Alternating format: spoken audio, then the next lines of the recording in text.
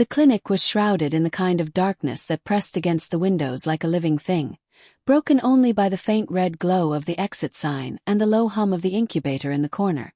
Marcus Wilson, a wildlife veterinarian with 17 years of scars and stories etched into his hands, sat slumped in the vinyl chair that had long ago molded to the shape of his exhaustion. His white coat hung over the back like a discarded skin, and his eyes, red-rimmed from nights that blurred into days, stared at nothing in particular. The clock on the wall ticked past 3 in the morning, a sound that had become as familiar to him as his own heartbeat. Sleep was a luxury he had forgotten how to afford, especially since the cub arrived. A soft rustle broke the monotony, the faint scratch of tiny claws on fabric, and then a warm weight settled on his chest. The lion cub, barely 8 weeks old and weighing no more than 15 pounds, climbed with the deliberate grace of something that had already learned the world could be unkind. His golden fur caught the dim light like threads of sunlight woven into night, and when he reached Marcus's shoulder, he paused. One small paw extended, pads soft and warm, and pressed gently against the veterinarian's stubbled, tear-dampened cheek. Marcus froze, his breath catching in his throat as the cub's amber eyes locked onto his, eyes that held a depth of sorrow no infant animal should possess. The cub's mouth opened wide, his tiny ribcage expanding with visible effort, throat muscles straining beneath the thin layer of fur as if he were trying to push the sound out with every fiber of his being. But nothing came. Not a single whimper escaped. Not a breath, not even the faintest whisper of what should have been a building roar. Just silence, devastating, complete, and absolute in its emptiness. Marcus had spent nearly 2 decades working with the most vocal creatures on Earth. Lions whose roars could shake the ground for miles, leopards with their rasping calls that echoed through the night, cheetahs chirping like birds in excitement, wolves howling in packs that sent chills down the spine. He had treated them all, heard their symphonies of survival and dominance. Yet this cub, this tiny ghost wrapped in golden fur, was something else entirely. His mother had abandoned him because he could not call to her across the savannah. His pride had rejected him because he could not communicate, could not join in the chorus of growls and mews that bound them together. Every specialist Marcus had consulted over frantic video calls and emailed scans had said the same thing. There was nothing physically wrong. The larynx was perfect, the vocal cords intact, the neural pathways firing as they should. The silence lived somewhere deeper, in a place medicine could not reach, a psychological wound so profound it had silenced him completely. As the cub's paw lingered against his cheek, warm and insistent, Marcus felt a tear slip down his face, mingling with the fur. In that darkened clinic, with the weight of the small creature on his shoulder, Marcus made a promise to himself and to this voiceless being. He would teach this lion to roar. He would give him back what the world had taken away. He did not know in that moment that he was really promising to save himself, and he certainly did not know that in 6 weeks, this silent cub would do something that would break every rule he had lived by for 2 years and force him to make a choice that could destroy him entirely. The story had begun 6 weeks earlier on a morning that smelled of dust and dying grass in the Okavango Delta of Botswana. Marcus had received the call just after sunrise from a ranger he had worked with for years, a man named Joseph who never panicked but whose voice that morning carried an edge of urgency that made Marcus drive faster than he should have through the rough terrain. The Land Cruiser bounced over ruts and rocks, kicking up plumes of red dust that hung in the air like smoke signals, and Marcus gripped the wheel with white-knuckled hands, his mind already racing through possibilities. When he arrived at the coordinates Joseph had given him, he found a scene that would haunt him for the rest of his life. A lion pride was moving away across the savannah, the golden forms of lionesses and cubs growing smaller against the vast landscape, their paws kicking up small clouds of dust as they walked with purposeful strides. But one small shape remained behind, a tiny cub sitting alone in the grass, watching his family disappear without him. The cub made no sound. He did not cry out for his mother. He did not call for help. He simply sat there in the morning light, silent and abandoned, his amber eyes fixed on the receding figures as if memorizing their betrayal. Joseph stood a safe distance away, his face tight with concern, his binoculars hanging unused around his neck. "I have been watching since dawn," he said quietly as Marcus approached, his voice low to avoid startling the cub. The pride tried to move him 3 times. The mother pushed him with her nose, carried him by the scruff, but he kept falling behind. "And Dr. Wilson, in all my years, I have never seen a cub this quiet. He has not made a single sound."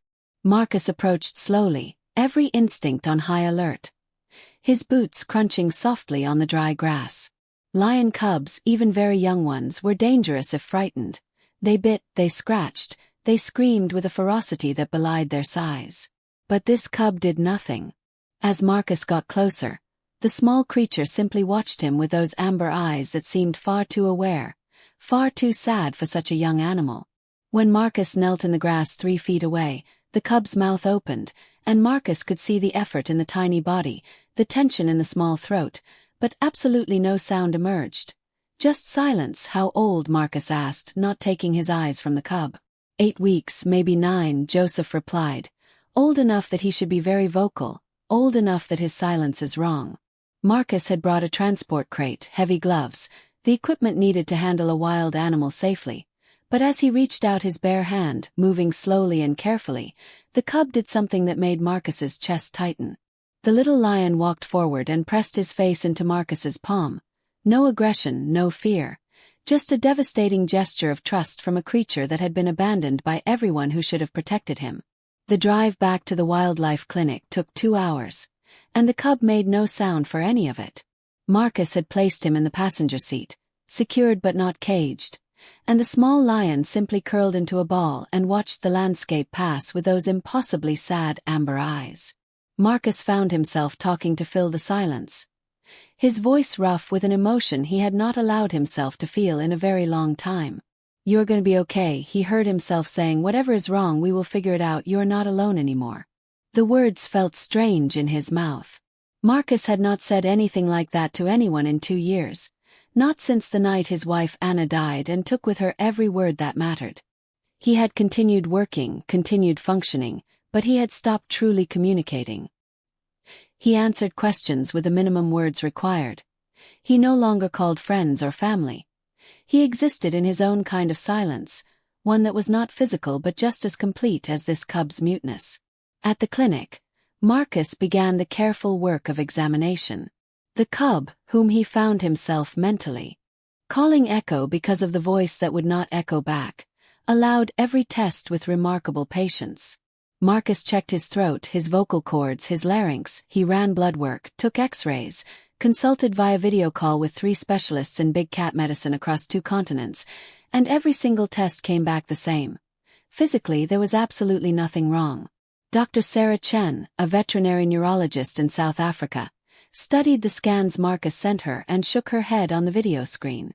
"Marcus, I am looking at a perfectly healthy larynx. The vocal cords are intact. The neural pathways that control vocalization appear normal. If I did not know this cub was silent, I would never guess it from these images." "Then what am I looking at?" Marcus asked, exhaustion making his voice rough. It was the 3rd day and he had barely slept. Dr. Chen was quiet for a long moment. "Trauma," she finally said. "Not physical trauma, psychological. Something happened to this cub, something that made him shut down the part of himself that makes sound.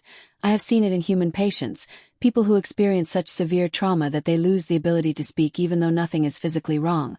The medical term is selective mutism. But what it really means is that the mind has decided that making sound is too dangerous, too painful, too much." Marcus looked at Echo, who sat quietly on the examination table, his small body radiating a kind of exhausted resignation that no 8-week-old cub should possess. "Can it be fixed?" "Sometimes," Dr. Chen said carefully. "With time, with safety, with trust. But Marcus, I need to be honest with you. A lion that cannot vocalize, that cannot roar or call or communicate with others of his kind, cannot survive in the wild. Even if he overcomes this, even if he finds his voice, the time it takes might be too long. He might miss critical developmental windows. He might never fully integrate back into a pride." After the call ended, Marcus sat alone in his office with Echo curled in his lap.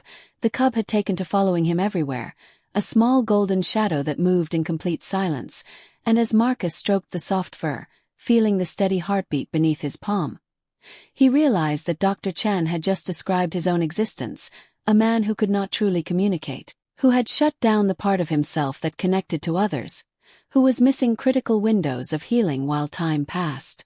Bimbai. The first week was the hardest. Marcus had to teach Echo to eat, something that should have been natural but that the traumatized cub had almost forgotten. Other wildlife veterinarians would have left the animal in a large enclosure, provided food and water, allowed nature to take its course, but Marcus found he could not do that. He brought Echo home to his small house at the edge of the clinic property, set up a space in his bedroom, and spent hours coaxing the cub to take milk from a bottle, and every night at 3 a.m. Echo would wake. The cub would climb onto the bed where Marcus lay pretending to sleep, would position himself on Marcus's shoulder, and would place one small paw against Marcus's face. The first time it happened, Marcus had frozen, unsure what the gesture meant, but as the nights passed, he began to understand. Echo was communicating the only way he knew how. He was saying, "I am here, you are not alone, we are the same." By the second week, Marcus had fallen into a rhythm that felt both natural and impossible. He worked during the day, seeing other patients at the clinic, but his mind was always partly on Echo. The cub stayed close, sleeping in a large crate in Marcus's office, watching everything with those intelligent amber eyes, and slowly, so slowly that Marcus almost missed it, Echo began to change. The cub started playing, awkward clumsy movements that young lions made as they learned to hunt. He would pounce on Marcus's boots, batting at the laces with his paws.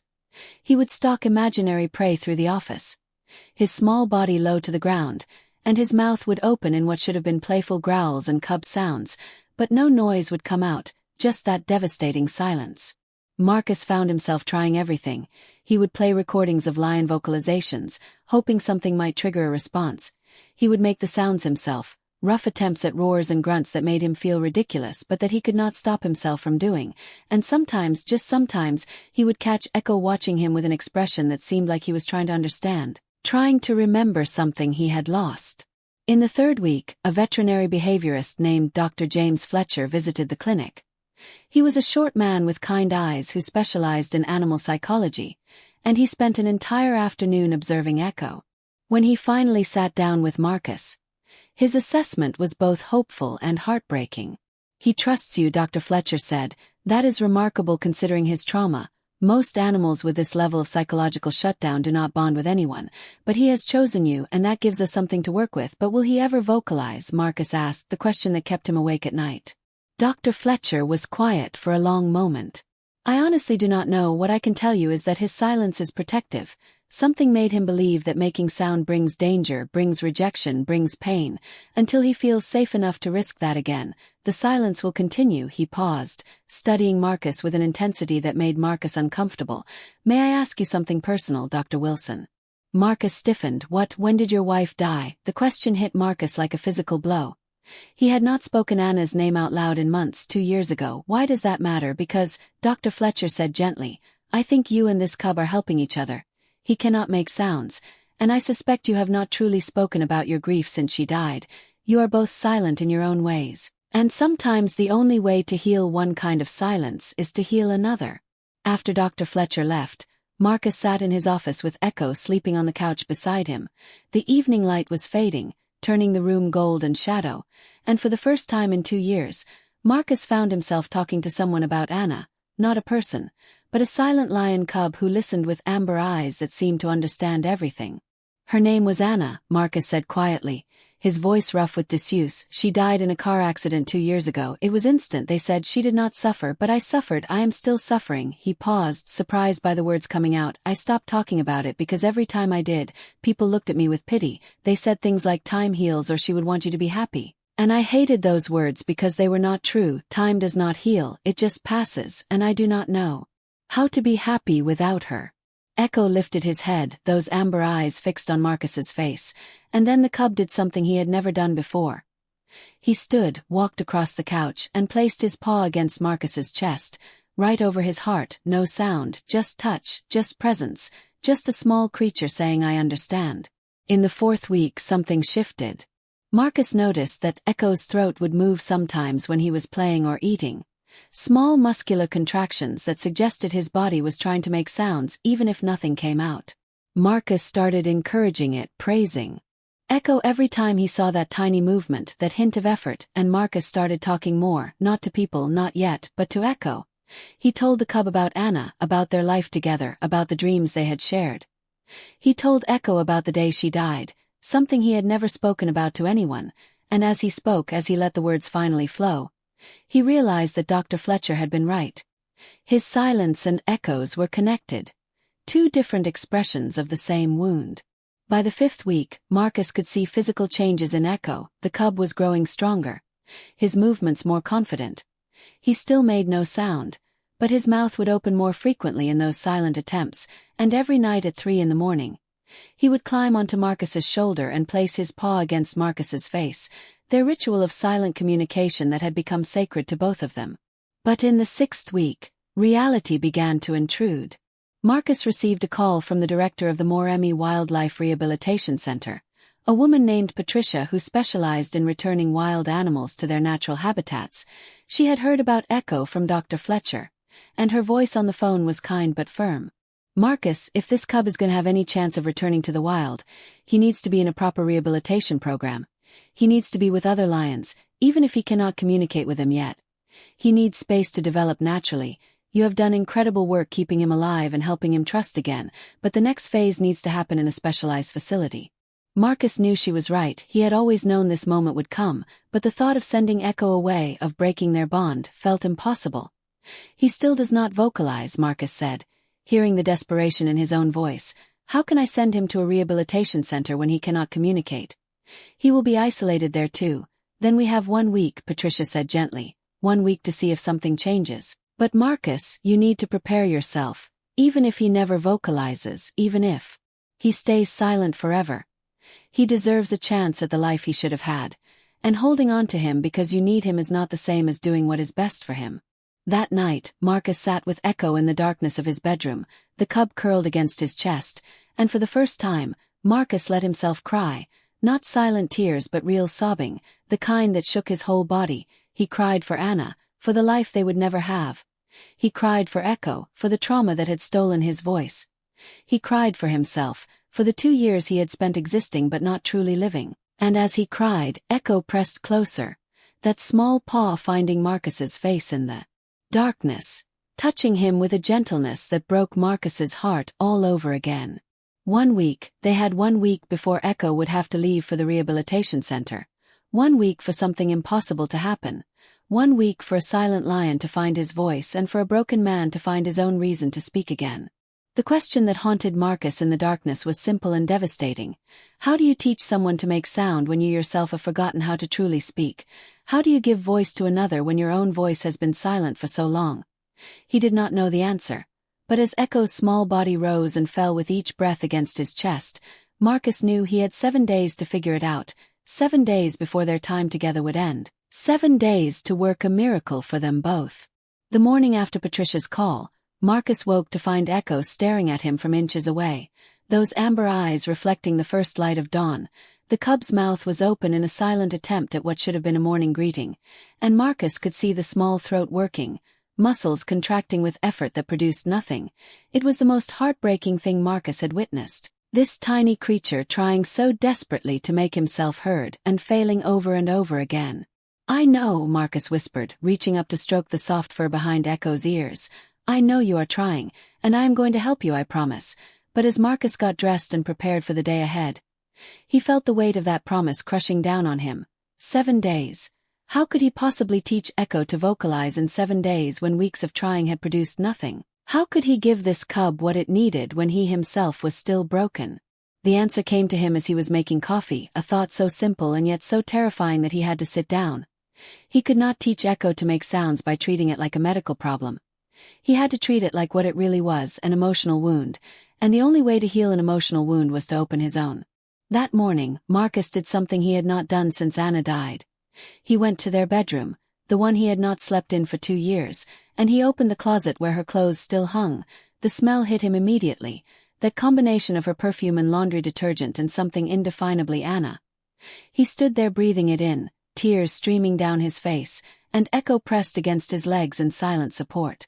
Her name was Anna, Marcus said out loud, his voice breaking, and I loved her more than I thought it was possible to love anyone. She made me laugh, she made me think, she made me want to be better than I was. He paused, swallowing hard, and when she died, I wanted to die too. I wanted to stop existing, but I could not, so instead I just stopped living. I stopped talking about real things, I stopped feeling, I became silent just like you.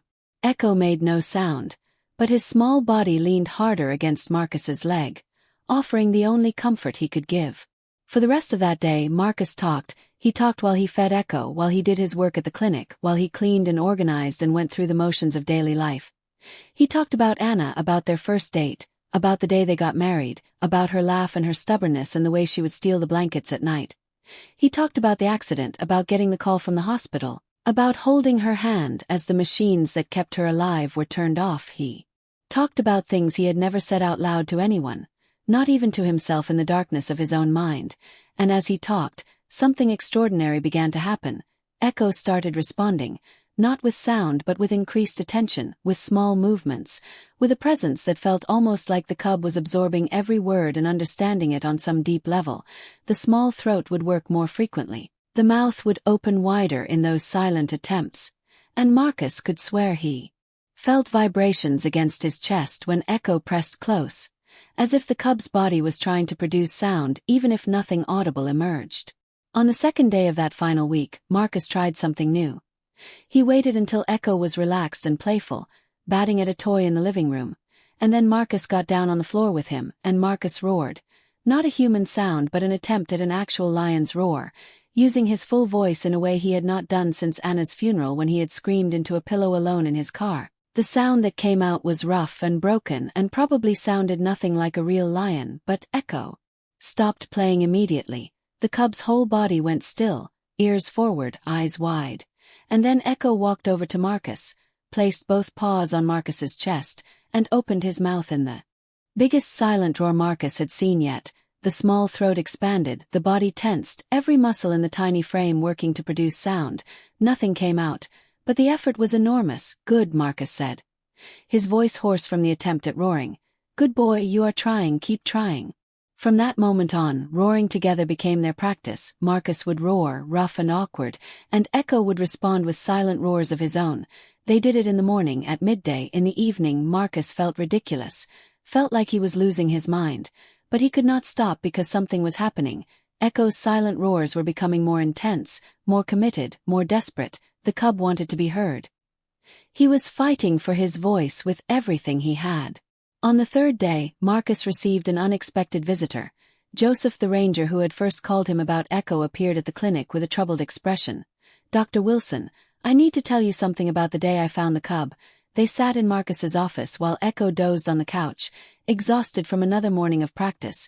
Joseph's hands twisted his hat as he spoke, clearly uncomfortable. I did not want to tell you before because I thought it might influence your treatment, but I think you should know. When I first spotted the pride that morning, I heard roaring, aggressive roaring, and I heard a cub crying out, screaming in fear. By the time I got closer to investigate, the pride was moving away, and the cub was silent. Dr. Wilson, I think his mother attacked him. I think she hurt him badly enough that he was terrified to make another sound.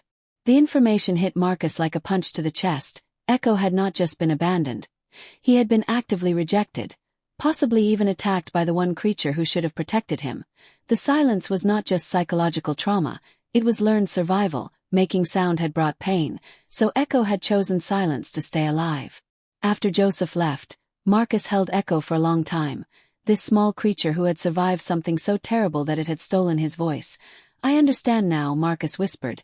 You learned that being silent kept you safe. You learned that making noise brought danger. And now we have to teach you that the world can be safe again, that your voice will not bring pain. But how? How do you convince someone that it is safe to be vulnerable again when their vulnerability had been met with violence? The answer came that night at 3 a.m. during their ritual. Echo climbed onto Marcus's shoulder as always, placed his paw against Marcus's face as always. But this time Marcus started humming, not words, just a low vibration in his chest and throat, a sound that was not quite singing and not quite speaking but something in between.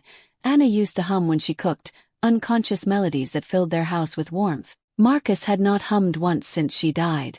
Echo's whole body went still against Marcus's shoulder, and then Marcus felt it, a vibration answering his own. It was not a sound, not audible, but he could feel it through Echo's small frame pressed against him. The cub was trying to match the humming, trying to create vibration even if it could not yet become sound. Yes, Marcus breathed, continuing to hum. Yes, that is it, you are making something, keep going. They sat there in the darkness for an hour. Marcus humming and Echo vibrating in response, their bodies creating a conversation that had no words but was more meaningful than any Marcus had had in 2 years. On the 4th day, Marcus made a decision that might have seemed crazy to anyone watching. He started treating Echo not like a patient but like a son. He talked to him about everything. He asked questions even though Echo could not answer. He included the cub in every aspect of his life, no longer keeping any part of himself separate or protected. "What do you think I should have for lunch?" Marcus asked, holding up 2 options. Echo batted at the sandwich on the left. "Good choice, what about this report? Does it make sense to you?" Echo placed a paw on the paper as if marking it approved.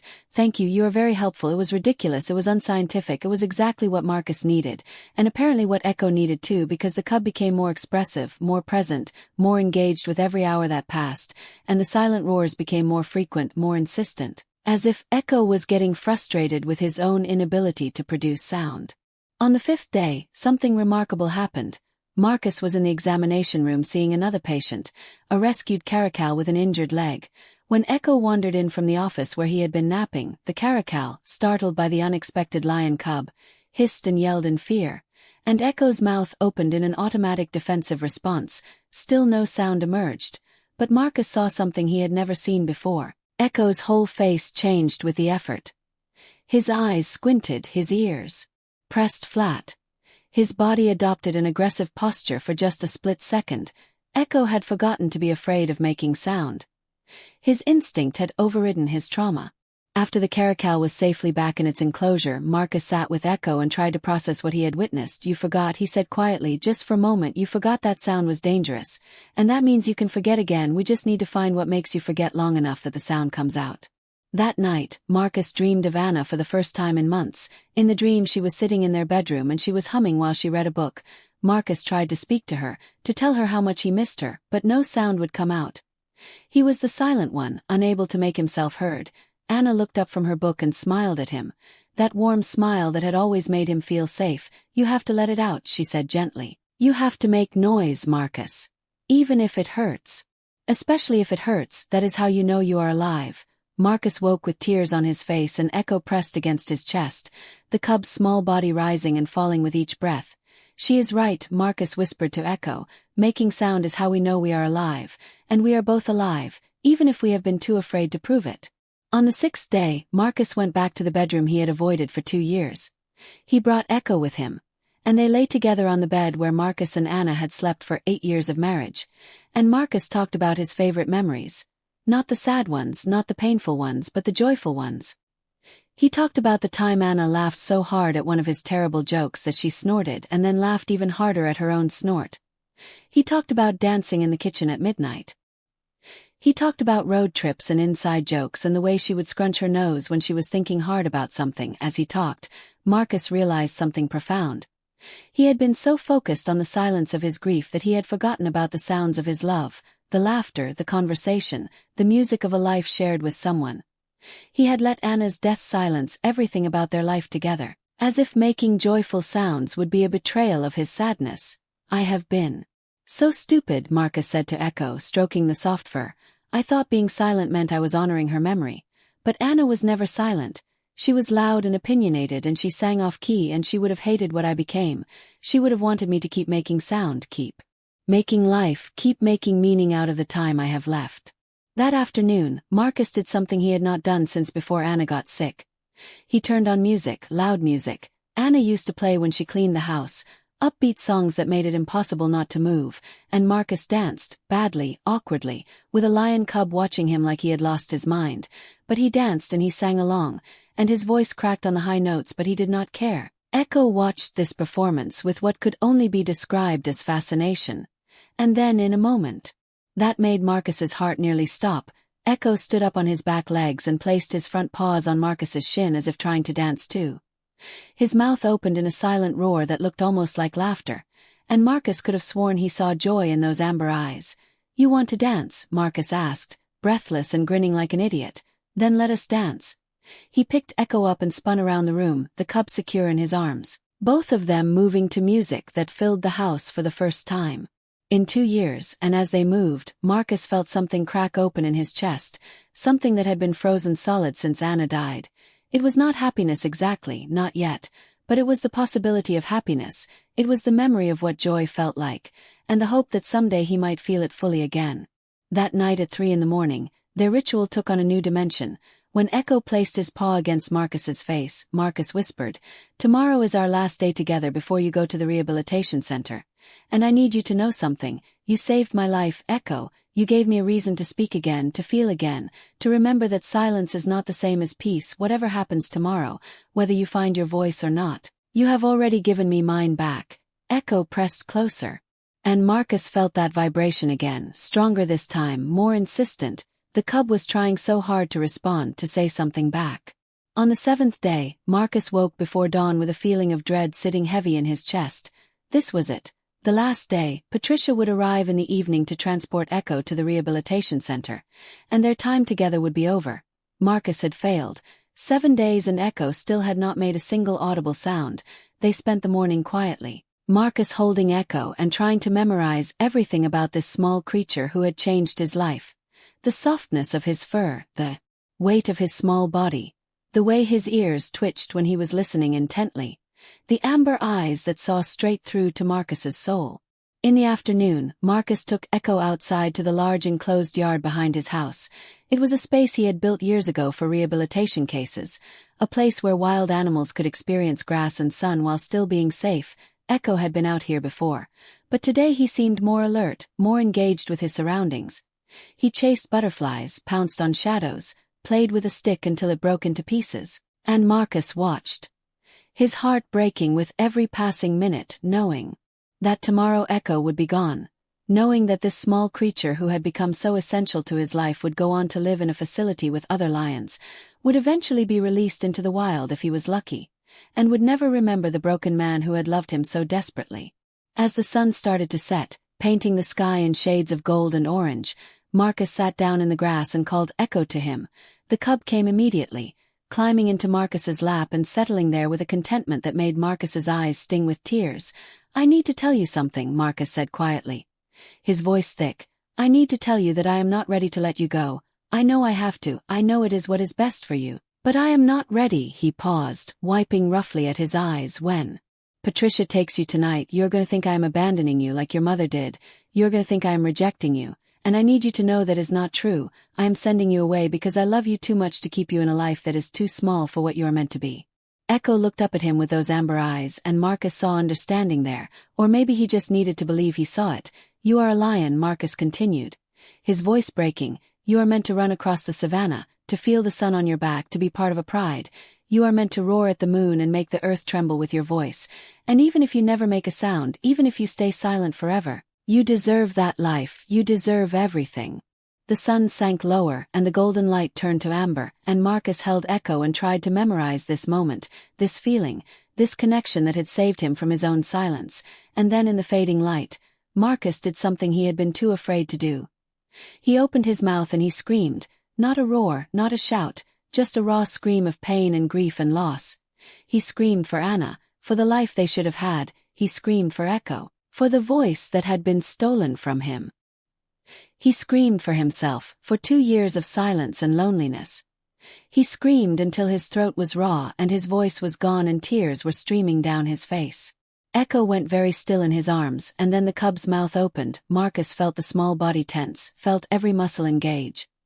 He saw Echo's throat expand, saw the effort in every line of the small frame, and then, so quiet it was barely audible, a sound emerged, not a roar, just a small mew, the sound a very young cub makes when calling for his mother. But it was sound, it was voice, it was everything. Marcus froze, barely breathing. "Echo." The cub made the sound again, slightly louder this time. Mew, a tiny fragile sound that meant I am here, I am alive, I am trying. "Oh my God," Marcus breathed. "You did it, you made a sound, Echo, you did it." And as if the first sound had broken some kind of dam, Echo kept going, small mews at first, then stronger ones. His little voice was rusty and uncertain, but it was there, he was finding it. After 7 weeks of complete silence, Echo was making sounds. Marcus started crying harder, holding Echo close and encouraging him. "Yes, keep going, do not Stop, your voice is there, use it, please use it. Echo's mews grew into something closer to growls, baby lion sounds that were still quiet but undeniably real. And then in a moment that Marcus would remember for the rest of his life, Echo tilted his small head back and attempted his first real roar. It came out as more of a loud yell, scratchy and imperfect, but it was the most beautiful sound Marcus had ever heard. Again, Marcus urged, his own voice broken with emotion. Roar again, Echo, show the world you are here. Echo roared again, louder this time, and again, each one stronger than the last, each one more confident. The small lion cub who had been completely silent for 7 weeks was roaring in the fading sunlight, announcing his presence to anyone who would listen. Marcus found himself roaring too.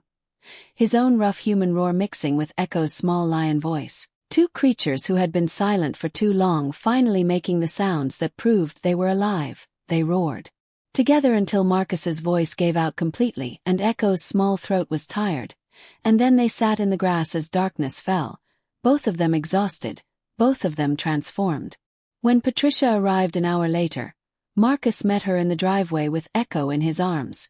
The cub was making quiet sounds, little grunts and mews that he seemed unable to stop now that he had started. Patricia's eyes widened. Is he vocalizing? Marcus confirmed. His voice hoarse. He started tonight. His first sounds in 7 weeks. Patricia stepped closer, studying Echo with professional interest. This changes things, Marcus. A cub who can vocalize has a much better chance at rehabilitation. This is extraordinary. She paused. What happened? What made the breakthrough? Marcus looked down at Echo, who was watching him with those amber eyes.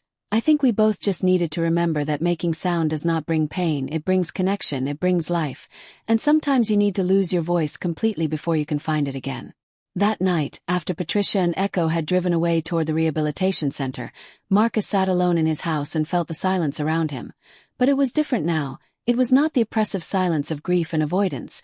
It was just quiet, peaceful quiet, the kind of silence that exists between sounds, not instead of them. He picked up his phone and did something he had not done in 2 years. He called his sister. When she answered, surprise obvious in her voice, Marcus said the words he had not been able to say since Anna's funeral. I miss her, I miss Anna so much, and I need to talk about it. Can we talk? His sister's voice broke as she answered, yes, God, Marcus, yes, I have been waiting for you to say that for 2 years. And Marcus talked. He talked until his already hoarse voice was barely a whisper. He talked about Anna, about Echo, about loss and love and learning to make sound again, even when silence felt safer.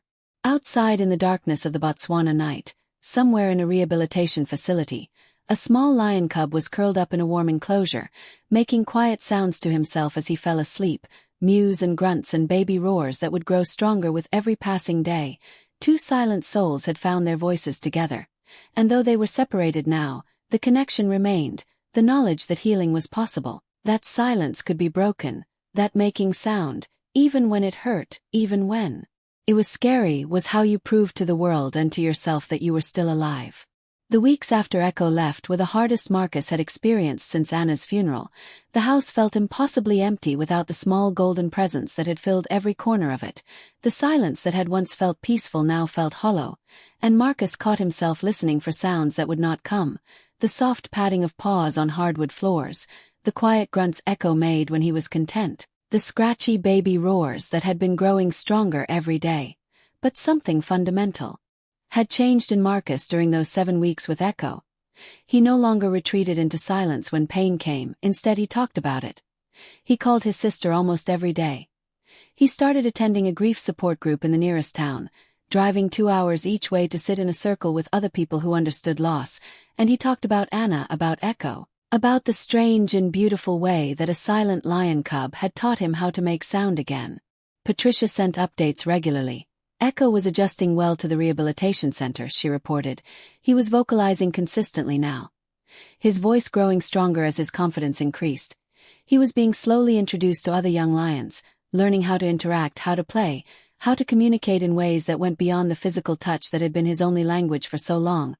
He is remarkable, Patricia told Marcus during one of their phone calls 3 weeks after Echo had left. I have never seen a cub recover from trauma this severe. Whatever you did with him, Marcus, it worked. He's going to be okay.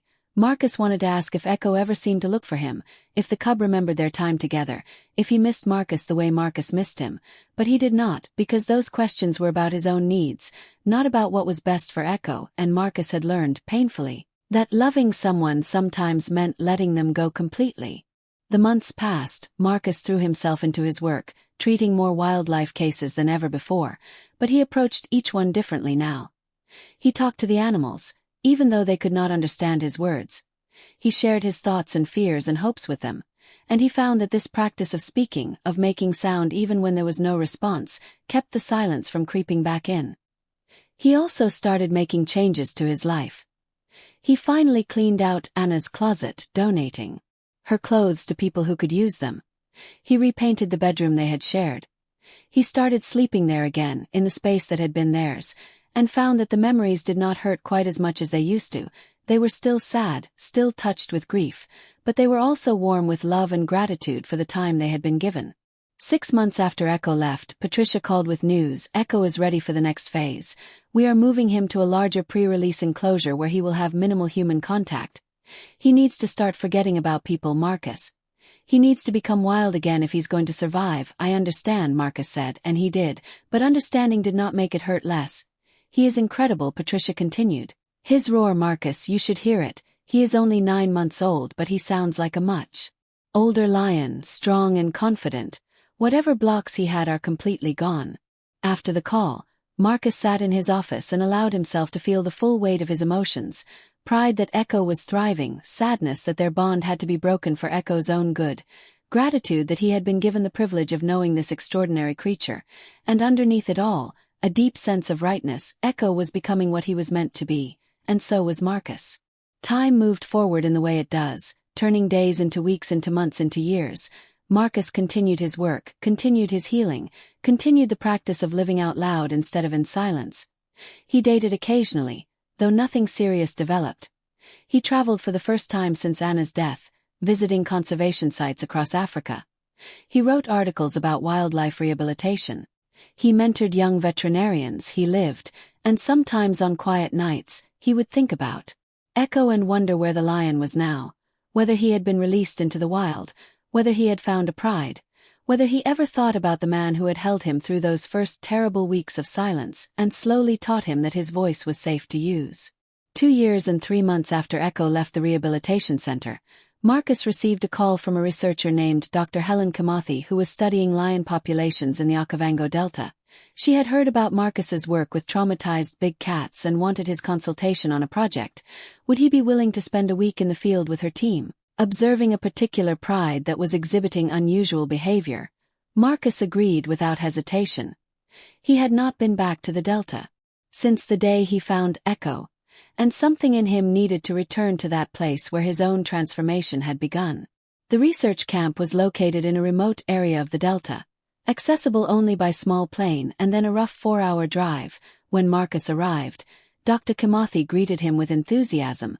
She was a tall woman in her 50s with sharp eyes and a no-nonsense manner that Marcus immediately appreciated. The pride we are studying is unusual, she explained as they sat around the campfire that first night. The dominant male appeared about 18 months ago, and he is unlike any lion I have seen in 20 years of research. He is young, probably only 3.5 or 4 years old, but he holds territory like a much older male, more interesting. He seems to have an unusual tolerance for humans. Not tame, not habituated, but curious. He will observe our vehicles from close range, which is rare for a wild male lion.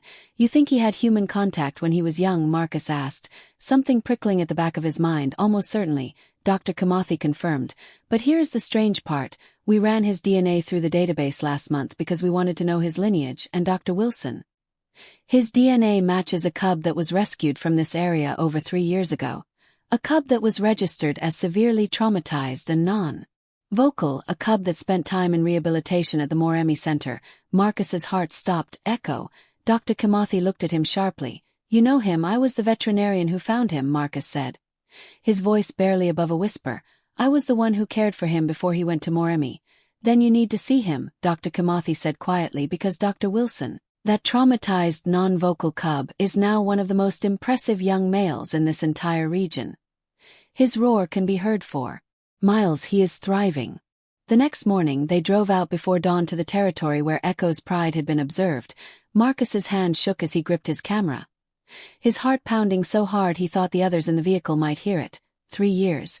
It had been 3 years since he had said goodbye to a small cub who could barely make a sound. What were the chances that Echo would even remember him? What were the chances that this was the same lion at all? Despite the DNA match, they found the pride. Resting in the shade of acacia trees, 5 lionesses and several cubs, the family group that Echo had claimed as his own, and there, slightly apart from the others as dominant males often position themselves, was a lion that took Marcus's breath away. He was magnificent, easily 400 pounds of muscle and golden fur with a dark mane that was still developing but already impressive for such a young male. He lay in a relaxed pose, his amber eyes scanning the horizon with the confidence of an animal. Who knew he was king of this territory? That is him, Dr. Kimathi whispered. That is your Echo. Marcus could not speak, could not breathe. He was looking at the small, silent, traumatized cub he had held in his arms transformed into this powerful wild creature. It seemed impossible. It seemed miraculous. Echo's head turned toward their vehicle, those amber eyes focusing on the humans watching him. And then he did something that made every person in the vehicle gasp. He stood up, his full, impressive size becoming apparent, and he began walking directly toward them. This is unusual, Dr. Kimathi murmured, her hand on the radio in case they needed to call for backup. He has never approached this close before. Echo walked with the rolling gait of a confident predator until he was perhaps 20 feet from the vehicle, and then he stopped and simply looked at them, looked at Marcus. Marcus's hands were shaking so badly he could barely hold the camera, and then without consciously deciding to do it, he opened the window of the vehicle. Dr. Kimathi made a sound of protest, but Marcus was not listening. He leaned slightly out the window. His eyes locked on Echo's and he made a sound he had not made in 3 years. He made a rough, imperfect imitation of a lion's roar. Time seemed to stop. Echo's ears came forward. His entire body language changed from relaxed to intensely focused. And then the young lion did something that made Marcus's eyes fill with tears. Echo roared back, not a threat roar, not a territorial challenge, but a specific sound, the same sound he used to make as a cub when Marcus would roar first and Echo would try to imitate it, the same pattern, the same rhythm, just deeper and more powerful now. Oh my God, Dr. Kimathi breathed. He remembers you. Echo took 3 more steps forward, close enough now that Marcus could see every detail of his face. The amber eyes that had not changed even as everything else about him had, and Marcus saw recognition there, clear, unmistakable recognition. Hello, Echo, Marcus said, his voice breaking. Look at you, look at what you became. Echo roared again, and this time several of the lionesses lifted their heads to look at their male with what seemed like confusion. Why was he roaring at a vehicle? But Echo did not seem to care what his pride thought. He sat down heavily, his massive body settling in the dust, and he continued to watch Marcus with those intelligent amber eyes. Marcus laughed, a sound that was half sob. You found your voice, he said. You found everything you were meant to have. I am so proud of you. For almost 20 minutes they stayed like that. Echo sitting in the dust, Marcus leaning out the window, the two of them looking at each other across the distance that separated human and wild animal, and Marcus found himself telling Echo everything that had happened in the 3 years since they had been together, about his healing, about his life, about the ways that Echo had changed him. You saved me, Marcus said finally, tears running freely down his face. You gave me my voice back. You taught me that silence was not safety, it was just another kind of death. And you taught me that making sound, being vulnerable, letting myself be heard, that was the only way to truly be alive. Echo made a low rumbling sound, not quite a roar but something deeper, a sound that resonated in Marcus's chest. You have your pride now, Marcus continued. You have your territory, you have the life you were always meant to have, and I have mine. We both found what we needed to find. He paused, swallowing hard. I need you to know that I will never forget you, that those 7 weeks we spent together were the most important weeks of my life, that you will always be part of my heart. Echo stood up then, and for a moment Marcus thought the lion might walk away, might return to his pride and his wild life and leave Marcus behind for good. But instead, Echo did something extraordinary. He walked closer, close enough that he could have reached the vehicle with one leap if he chose to, and then he lowered his massive head and made a sound that Marcus recognized immediately. It was the soft grunt Echo used to make as a cub when he was content, when he was pressed against Marcus's chest in the darkness, when Marcus would stroke his fur and talk to him about things that mattered. The sound meant, I am here. You are not alone, we are connected, I know. Marcus whispered, I know, Echo, I am here too, and then Echo did turn and walk away, back toward his pride, back toward the life he had claimed for himself, but before he reached the shade where the lionesses waited, he stopped one more time and roared, a full, powerful, earth-shaking roar that announced his presence to every creature within 5 miles, a roar that said, I am here, I am strong, I am exactly who I am meant to be. Marcus pressed his hand against the window frame and watched Echo settle back down with his pride, watched the lion groom one of his lionesses, watched him exist in the wild exactly as he should, and Marcus felt something settle in his own chest, a sense of completion, a sense of rightness. That night back at camp, Marcus called his sister. I saw him, he said without preamble. I saw Echo, he is thriving, he is magnificent, and he remembered me. His sister was quiet for a moment. How do you feel? Grateful, Marcus said after considering. Just incredibly grateful for the time we had together, for what we taught each other, for the fact that he found his voice and I found mine, and we both got to become what we needed to become. Anna would be proud of you, his sister said softly. She would be so proud of the person you have become since she died. Marcus looked up at the stars of the Botswana night, the same stars Echo could see from his territory. I think you are right, he said. I think she would be. The next morning before leaving the research camp, Marcus wrote a detailed report for Dr. Kamathi about Echo's early history, every detail about his trauma, his recovery, the breakthrough moment when he had first vocalized, information that might be valuable for understanding the lion's behavior and for helping other traumatized animals in the future. As he wrote, Marcus realized that this was what his own experience with Echo had been preparing him for, not just his own healing but the ability to help others understand that trauma could be overcome, that voices could be found even after they had been lost, that silence did not have to be forever. Before he left the Delta, Marcus drove out one more time to Echo's territory. He did not try to make contact. He simply sat in the vehicle at a distance and watched the young male lion live his life. Echo was playing with cubs, batting at them gently with his massive paws while they climbed on him fearlessly, teaching them, protecting them, being exactly what a male lion should be to his pride. Marcus took photos, but he knew he would not need them. This image was burned into his memory, Echo, whole and healthy and strong, living the wild life he had been born to live. It was everything Marcus had hoped for during those terrifying weeks when Echo was silent and fragile and seemed destined to die. On the long drive back to civilization, Marcus thought about the journey that had brought him here, the devastating loss of Anna, the discovery of a traumatized cub who could not make a sound, the slow process of healing that they had undertaken together, the moment when Echo had first vocalized and changed both of their lives forever. And now this, the knowledge that Echo had not just survived but thrived, had become magnificent and powerful and exactly what he was always meant to be. Marcus understood now what Anna had been trying to tell him in that dream 3 years ago. Making sound was how you knew you were alive. And for 2 years after her death, Marcus had not really been alive. He had been existing, surviving, getting through each day, but he had not been living. Echo had taught him the difference, had shown him that silence might feel safe, but it was not the same as peace, that making sound, even when it hurt, even when it was scary, even when it made you vulnerable, was the only way to truly participate in life. When Marcus got home, he did something he had been thinking about for months. He started writing a book about his experience with Echo, not a scientific text but a personal narrative about trauma and healing and the unexpected ways that love can save you. He wrote about Anna and his grief. He wrote about Echo and their 7 weeks together. He wrote about the night they had both found their voices in the fading light of an African evening. The writing was difficult. It required him to revisit painful memories, to articulate feelings he had spent years trying to avoid. But with each word, Marcus felt lighter. With each chapter he understood more clearly what had happened to him and why it mattered.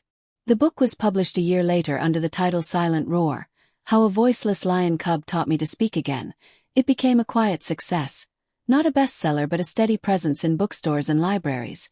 And Marcus received letters from people all over the world who told him their own stories of silence and voice, trauma and healing, loss and love. One letter in particular moved him. It was from a young woman who had stopped speaking after a traumatic event in her childhood.